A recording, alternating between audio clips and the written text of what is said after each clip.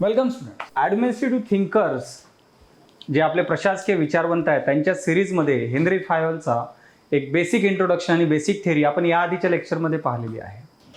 त्याबद्दल अजून आपण थोडंसं समजून घेणार आहे, कारण जो हेनरी फायोल आहे त्याचं जे काही कंट्रीब्युशन आहे ॲडमिनिस्ट्रेशनसाठी ते अतिशय महत्त्वाचं कंट्रीब्युशन आहे. त्याबद्दल या आधीच्या लेक्चरमध्ये आपण त्यांनी कोणत्याही ऑर्गनायझेशनमध्ये करत असलेल्या 6 कृतींबद्दल आपण पाहिलेलं आहे. त्यानंतर एखाद्या ऑर्गनायझेशनला चांगलं चालवण्यासाठी 14 तत्वांची गरज असते असं त्यांनी सांगितलं आणि त्या 14 तत्वांबद्दल एक थोडीशी माहिती आपण या आधीच्या लेक्चर्समध्ये पाहिलेली आहे. आताच्या लेक्चर्समध्ये आपण कंटिन्यू करत आहे हेनरी फायोलचा सिद्धांत, जो की सिद्धांत आहे प्रशासकीय व्यवस्थापन सिद्धांत. त्यातील काही अजून गोष्टी आपण हेनरी फायोलबद्दल इथे समजून घेणार आहोत. ठीक आहे. हेनरी फायोलनुसार जी कार्य असतात, कोणत्याही ऑर्गनायझेशनमध्ये जी करणारी जे कार्य असतात ते तुम्ही 5 घटकांमध्ये वर्गीकृत करू शकतात. त्यांची कार्य 5 घटकांमध्ये वर्गीकृत करायची आहे. याच्या आधीच्या लेक्चर्समध्ये जे आपण 6 पाहिले होते ना, त्या कृती पाहिल्या होत्या की कोणकोणत्या कृती असतात. इथे वर्गीकरण पाहतोय आपण की कामांचं वर्गीकरण कसं केलेलं आहे. यामध्ये त्यांनी सांगितलेलं आहे की कोणकोणते असे वर्गीकरण केले जातात ज्याच्यामध्ये तुम्ही सगळे कार्य त्याच्यामध्ये टाकू शकतात. पहिला जे नियोजन, दुसरा संघटन, तिसरा आज्ञा व हुकूम, चौथा समन्वय आणि 5वा नियंत्रण. Planning,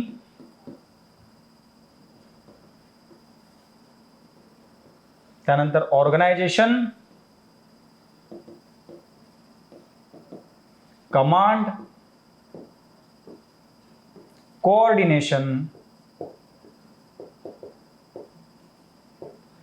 and control. Planning, organisation, command, coordination and control अशा 5 गोष्टी फार आवश्यक असतात. हे जे वर्गीकरण केलेलं आहे हे वर्गीकरण फार आवश्यक असते. पहा त्याचं काय म्हटलं आहे, ऑर्गनायझेशनमध्ये प्लॅनिंग फार आवश्यक असते.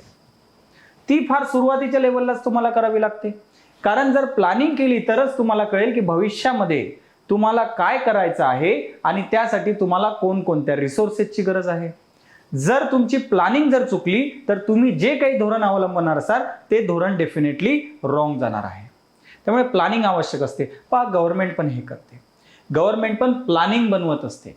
पहिले आपल्याकडे 5 इयर प्लॅन होता, ज्या 5 इयर प्लॅनमध्ये आपण 5-5 वर्षाचे प्लॅन बनवायचो आणि मग त्याला इम्प्लिमेंटेशन करायचं. सध्या आपल्याकडे 5 इयर प्लॅन नाही आहेत, कारण प्लॅनिंग कमिशन जे 5 इयर प्लॅन बनवत होते ते आता प्लॅनिंग कमिशन आता राहिलेलं नाही. त्याच्या जागी नीती आयोग आला. परंतु नीती आयोगाला म्हणजे गव्हर्नमेंटनी प्लॅनिंग संपवलंय का? नाही, कारण प्लॅनिंग तर आवश्यकच असते.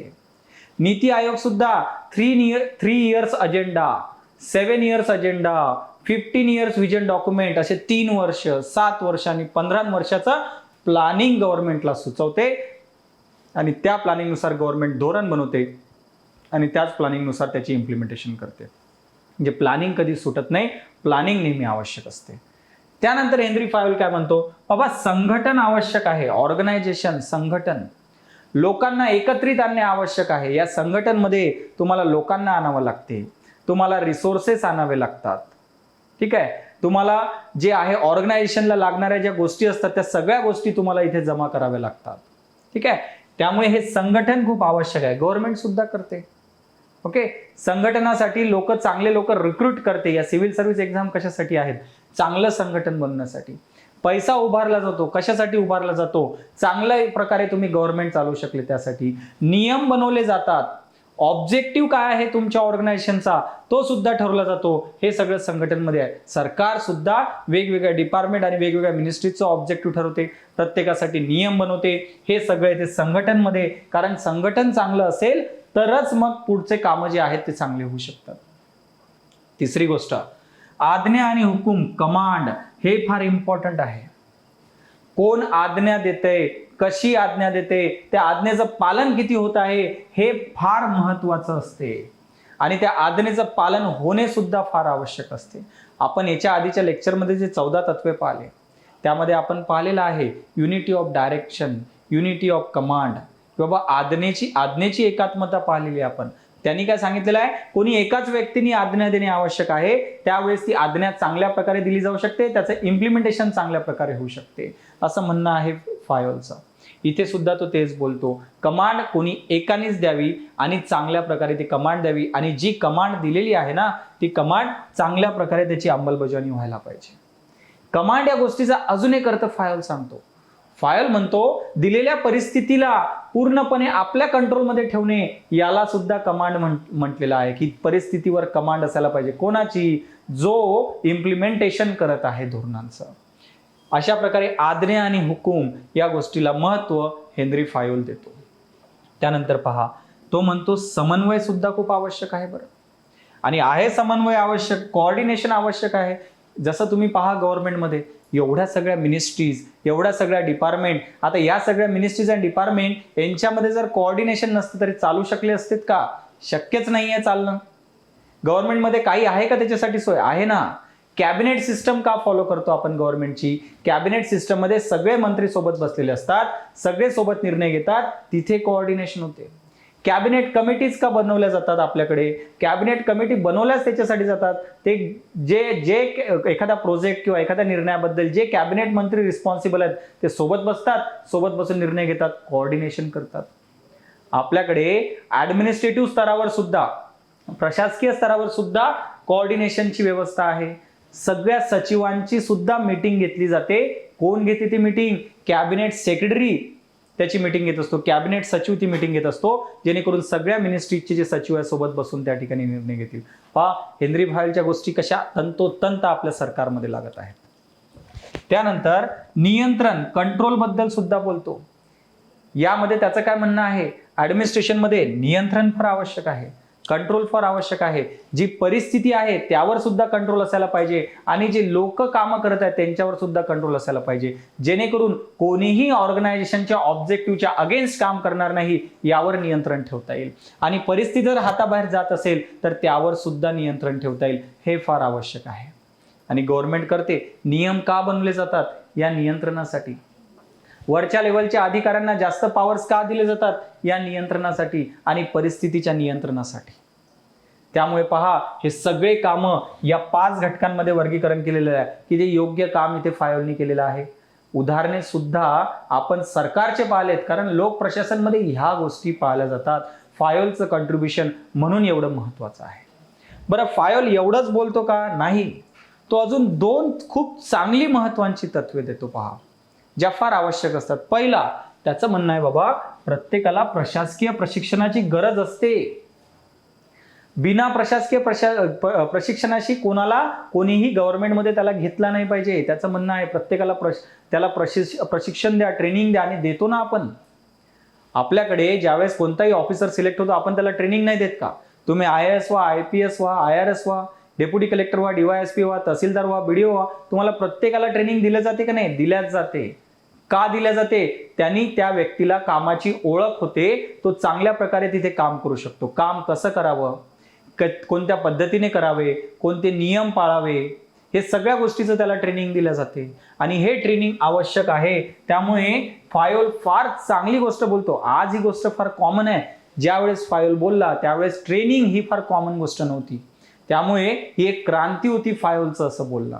आज हा फायोलचा प्रिन्सिपल सगळीकडे फॉलो केला जातो, म्हणून ही गोष्ट फार आपल्याला कॉमन वाटते की, आणि लॉजिकल कॉमन सेन्सची गोष्ट वाटते. हा कॉमन सेन्स तेवढा कॉमन ज्यावेळेस फायोलनी सिद्धांत दिला त्यावेळेस नव्हता. त्यामुळे फायोल फार चांगल्या प्रकारे सांगतो बाबा ट्रेनिंग शिवाय फायदा नाही. तुम्ही ट्रेनिंग नाही दिलं, ऑफिसर लोक चांगलं काम करू शकत नाही. तुम्ही पहा टीचर्सला सुद्धा सिलेबस बदलला की ट्रेनिंग दिलं जाते. ऑफिसर्स लोकांना सुद्धा पिरियॉडिकल मध्ये ट्रेनिंग दिलं जाते. प्रत्येकाला ट्रेनिंग दिलं जाते, कारण ट्रेनिंग देईल तरच तो पहिल्या दिवसापासून चांगलं काम करू शकतो. नाहीतर काम समजून घेण्यातच त्याचा भरपूर कार्यकाळ निघून जाईल. त्यानंतर फायोल बोलतो गँग प्लॅन बद्दल, ज्याला लेवल जम्पिंग असं सुद्धा म्हटलं जाते. आता पहा हे काय आहे. पहा इथे फायोलचं काय म्हणणं आहे. फायोलचं म्हणणं आहे पहा, समजा अशा वेगवेगळ्या हायरार्कीज आहे, पदानुक्रम आहे ऑर्गनायझेशनमध्ये, जसा A, B, C, D, E, F, आणि समजा असे हे स्टेजेस आहेत, 6 स्टेजेस आहे ऑर्गनायझेशनमध्ये काम करण्याच्या. आता फायोलचं म्हणणं काय? ठीक आहे, पदानुक्रम पाहिजे. त्यांनी त्याचे 14 तत्व जे पाहिले आपण आधीच्या लेक्चरमध्ये, त्याच्यामध्ये सुद्धा तो पदानुक्रम बद्दल बोलतो.